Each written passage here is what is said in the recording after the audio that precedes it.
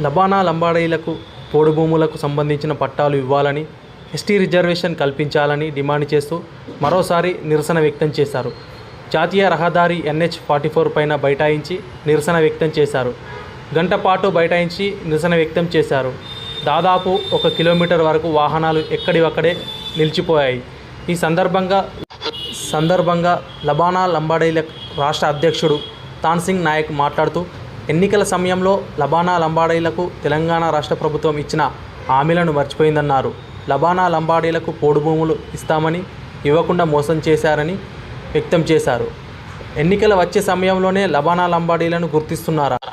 రాజకీయ నాయకులు ఎన్నికల కోసమే వాడుకుంటూ మోసం చేయడం అలవాటుగా మారిందన్నారు.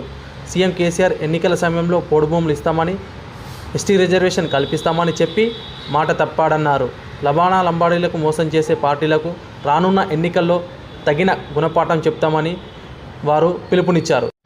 పోడు భూములు ఇచ్చే వరకు మా ఉద్యమం ఆగదన్నారు. అవసరమైతే కుటుంబానికి ఒకరు బలి కావడానికి సిద్ధంగా ఉన్నామని చెప్పారు. ఇప్పటికైనా రాష్ట్ర ప్రభుత్వం మమ్మల్ని గుర్తించి ఎస్టీ రిజర్వేషన్ కల్పించి పోడు భూములు పట్టా పాస్బుక్లు ఇప్పించగలరని కోరారు. లేదా అసెంబ్లీ ముట్టడానికి కూడా వెనుకాడమని వ్యక్తం చేశారు లబానా లంబాడీలు.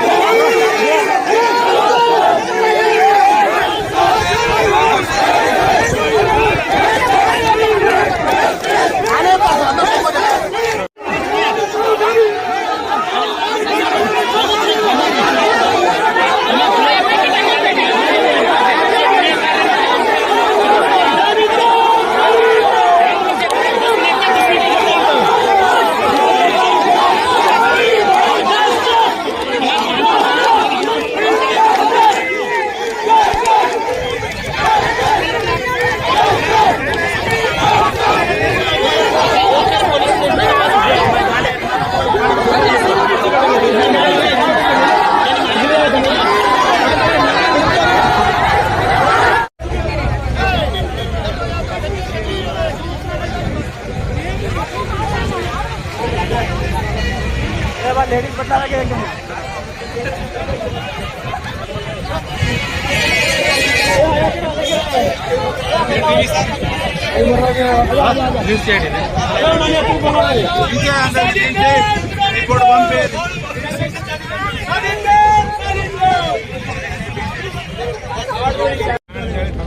రాష్ట్ర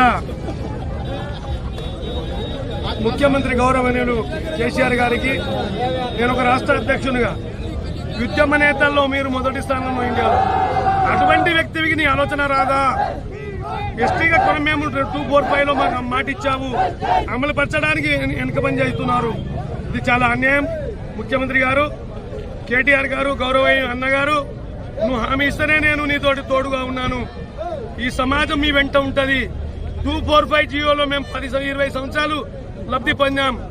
ఎస్టీ రిజర్వేషన్ లో కొనసాగాం, ఉద్యోగాలు ఎక్కాం. మరి సర్టిఫికేట్ విద్యార్థులు అనేక చదువులు చదివారు, మరి అనేక మంది ఉద్యోగాలు చెందారు. జడ్పీటీసీగా పోటీ చేసిన రిజర్వేషన్ ఎస్టీ తోటి, ఎంపీపీగా రిజర్వేషన్ తో పోటీ చేశాం.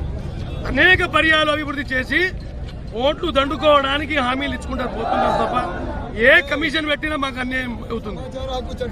సమాచార హక్కు చట్టంలో అడుగుతున్నాను. 245 జియోలో మేము ఉన్నాం కాబట్టి ఆ జియోని కంటిన్యూగా చేసి ఎస్టీగా కొనసాగించే ఏర్పాటు ఈ అసెంబ్లీలో చేయండి.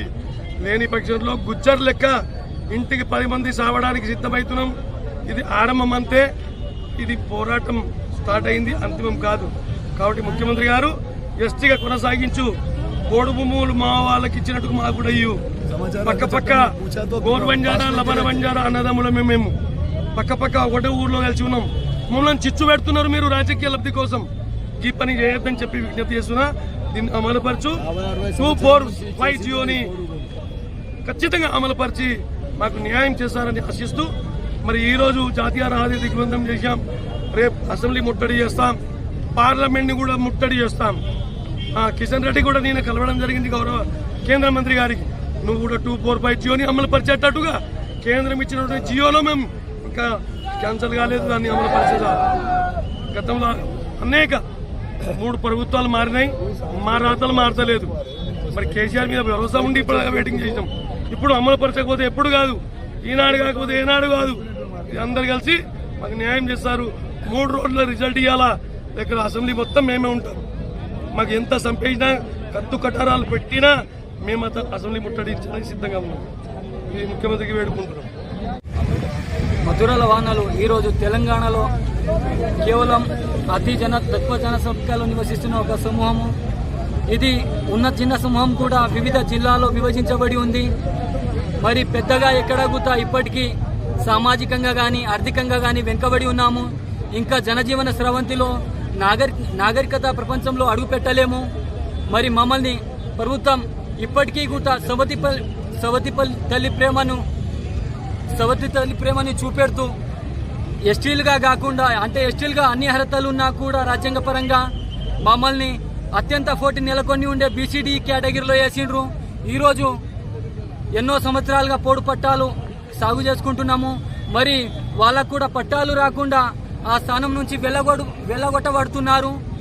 ఎంతో మంది మేము ఉన్నత విద్య చదువుకొని కూడా ఉద్యోగ అవకాశాలకు, విద్యా అవకాశాలకు నోచుకోలేక నిర్లక్ష్యానికి గురవుతున్నాము. కాబట్టి ప్రభుత్వం ఈ మొద్దు నిద్రని వీడనాడాలి. ఇప్పటికైనా ప్రభుత్వము కళ్ళు తెరిచి మా పట్ల దయ చూపి ఎస్టీ జాబితాలో ఇంక్లూడ్ చేయాలని కోరుకుంటున్నాము. లేనిచో మా యువత అంతా కూడా త్వరలో వచ్చేది ఎలక్షన్ కాలం కాబట్టి ప్రభుత్వానికి పెద్ద మొత్తంలో గుణపాఠం చెప్పడానికి సిద్ధంగా ఉన్నాము. ఆ పరిమాణాలను ఎదుర్కోవడానికి ప్రభుత్వం సిద్ధంగా ఉండాలని మా యూత్ తరఫున హెచ్చరిస్తా ఉన్నాము. జై లవానా.